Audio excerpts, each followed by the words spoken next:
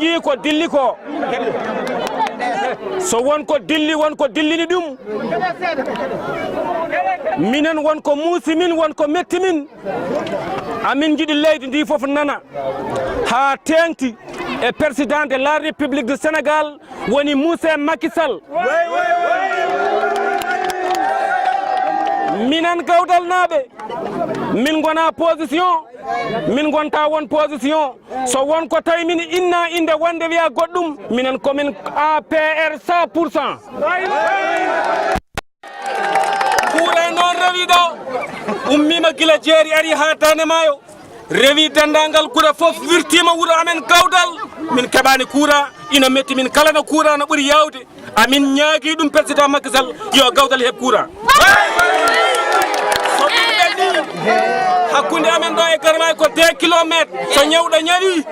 so won dañƴo caɗele saret wawa yaltude wuuro ngo wawa hebde Garwaye 2 kilométre guure fof nana mbanna Garwaye Gawdal heɓani Garwaye amin ñaagui ɗum yo ar joni joni ko wona ɗum ko caɗele amen banggue carte d'identité fodde ujunnaje tati neɗɗo habitant nan ɗo e nder Gawdal gotowo kono carte amen d'identité nana waɗa détourné ina nawa banggueji goɗɗi amin jiiɗi yo artu ko leelani